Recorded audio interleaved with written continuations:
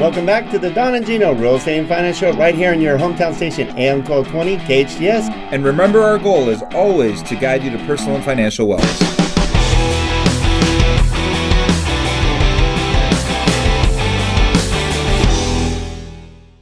Well, I hope you're ready for another good time for the second half of the Don and Gino Real Estate and Finance Show every Saturday, 9 a.m. to 10 a.m. right here on your hometown station, AM 1220 KHTS, and now FM 98.1. Gino hates when I say we're twice as good as we were before. But maybe it's because we've been on the show now for 7.5 years, so we've gotten better. And what our job is to align ourselves with the best professionals in the entire community, in the entire country, and we follow all the trends of what's really happening in real estate, the economy. We can tell you anything that goes on with the economy or real estate across the entire country. You ask me what the appreciation levels in any state, guarantee we can tell you. We'll tell you, the how fast things are moving, if the economy's going up, if the Feds are going to raise interest rates, which they didn't. They did not. They did not this week. It wasn't expected to. No, yeah. They will in December, though. They will in December. Guarantee they will. It's truly and unfortunate. just when you hear that, that's short-term interest rates. So it's car loans, credit cards, equity lines, but not long-term rates. Those are just determined by the buyers of bonds. Yeah. Basically, by the market. But it does have an impact. It really does have an impact. The cost to borrow just has an impact in general. And I remember my first house, my loan, 14.75. yeah. And people would be proud. I got 10. Yeah. Oh, yeah. When I was starting the business, it was in double digits. And I remember when I went below 10, 9.99, that was I got flyers and everything from my boss. And I'm like, I ran around calling everybody, we're below 10. We're below 10. Grab it now. It'll never go any lower. Yeah, because everybody, the only way you got below 10 before was to go an adjustable rate mortgage or, Well, I mean, the last thing you want is you never want rates to go back into the low threes, because the rates in the low threes were because the economy was just in total well, it means meltdown. nobody has. It means half of us have lost No their jobs. Yeah. Yeah. So you never want it to be there. Actually, I think as we cruise up to and get close to 6%, that's a really healthy place for interest rates to be. I agree. All right. Again, we're here with Jim Reape with Reape Rickett Law Firm, #1 divorce attorney in Santa Clarita and beyond. He personally helped me. And before we touch on what to do before the divorce, this is important because I didn't know. Yeah. I went to you luckily and said, "Hey," but I had you as a friend to go talk to and stuff. Because a lot of people don't think about that.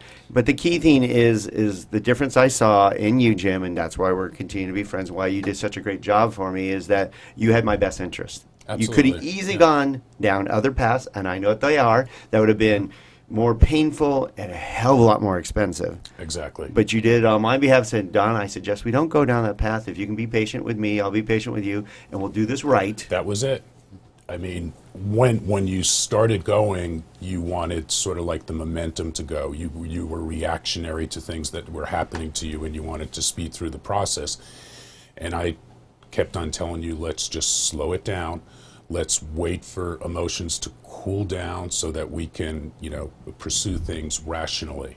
And in time, we got to a place where, it just happened, Right. and it happened easily. Yeah, so thank you for that. That was key. But that's the key point is I know you have my best interest in mind. That's why we have our clients' best interest in mind why they come back. You know what's scary is that, the reality of, I'm assuming, and you can correct me if I'm wrong, but no one I don't think anybody wakes up in the morning and says, I'm going to get divorced. And everything was fine all along. I don't know. When you're at that stage, you wake up every morning saying that. Well, that's what I'm saying. No, but that's what I mean. I think there's an element of divorce planning that you've known for 6 months or a year. Oh, yeah. That this isn't working, and I've tried this, and I tried that, and I'm tired, and I'm exhausted, before you finally make the decision to say, I'm out. In my 35 years, I don't think I've had anybody, visit me on a whim. Yeah, like impulsive divorce. Right. Well, Maybe there could be something significant that happened. Somebody cheating and said that's their button. Right. They'll walk in the next day. But for the most part, it's probably something that they think about for a period of 2 to 4 Mine was 2 to 3 or years. 5. Yeah. With kids, could be 10, 12 years. Sure. Big. That they stick in without understanding necessarily what kind of modeling they're doing in living in a dysfunctional household. That's so true, because my dad and stepmom waited, and my sister and I both said, we wish you would have just done it. Yeah.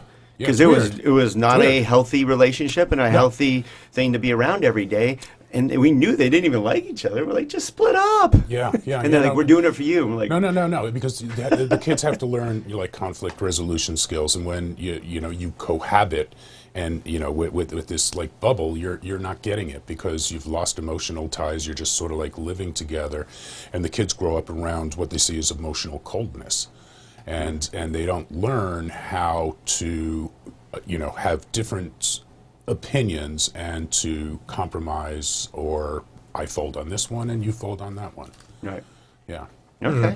So, what is Why do I something- feel like I fold all the time? Because Because you're a smart man. And why you're I'm still married. It's so true. The secret to success for a Happy guy. wife, happy life. Yeah, I just say, okay, honey. Well, it's not even just that. At least Gino he's very smart. He knows that 98% of the time it is his fault. True story. We've been partners and friends for a long time now, and I know him and Nell. I'm like, dude, that's you on you, man. He's like, I know.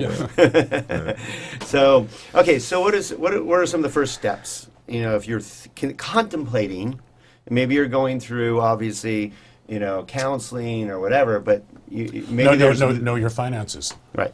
Okay. So know where the tax returns are. Get copies of the tax returns. Because usually one of the two spouses handles the finances, right? Not a lot of them are shared responsibility. Exactly. So what they need to do is they need to start to understand that. Get copies of bank statements. Get copies of credit card accounts, retirement accounts, brokerage accounts, anything related with finances, Income. loan applications. Yeah, copies of pay stubs and things like that. Credit report monitoring to make sure they somebody's should.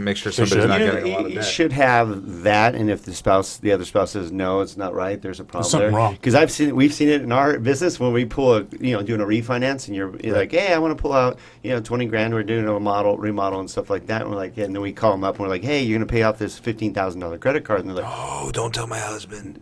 exactly. Yeah, how many times have we heard that? And I they're was like, I recall one can't. case where I have to tell him he's gonna see this, and they're like, "Oh, I'm in deep doo doo." I had one where my client ran up a significant credit card debt without husband's knowledge, finally disclosed it. They paid it off, and before they got divorced, she did it again. Oh my God. It's And it was still community debt.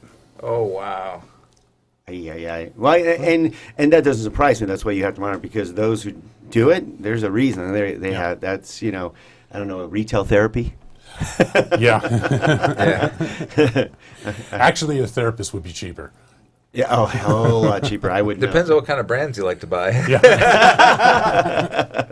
No doubt. All right, so before we go on to the next steps, so the first step is gather up as much information as you can. Right, Basically, copy things. Copy things as much as you can, because I know a lot of spouses don't have a clue. They don't know even what their spouse makes. Oh, I shouldn't. Right. Sometimes they don't. I shouldn't be that worried then, because every time I tell her, I say, "Hey, I want to leave a list for you so that you know where all our money is, and this account, and that account that you don't know about." And she's like, whatever." I'm like, "All right, it must be safe." You are safe. All right, so I would imagine there's a few more steps to think of, right? Sure. So the other thing is I'd sort of like the personal property, untitled property, so you have an idea, do you have arts, do you have antiques, do you have, other things like that. If your spouse is going to have an emotional response that would be unpredictable to this news, remember where those items of sentimental value are for you. Perhaps remove them from the house. Put them in your trunk, put them in your office, put them somewhere, friend's house, to safeguard those things, because there are certain things that are important to people, and their spouse, when they're hurt, at times will Try to look hurt you that. more, possibly. Exactly, by denying you the opportunity to possess that again, all your baby pictures and stuff like that. And then the other thing is, talk to somebody like myself. You can come in with the information. It's usually relatively cheaper than like the lawyer's regular hourly rate. And if you can bring in that financial information, you can ask, so what would this look like?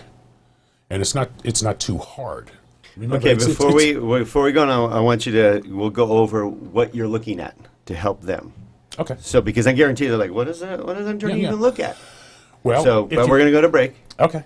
And teasing. Go break. And this is called a tease. Because right now you're going, well, what do they look at? And how do I know what they're going to look at and stuff? So, Jim Reape, again, with Reape Rickett Law Firm, #1 divorce attorney in town.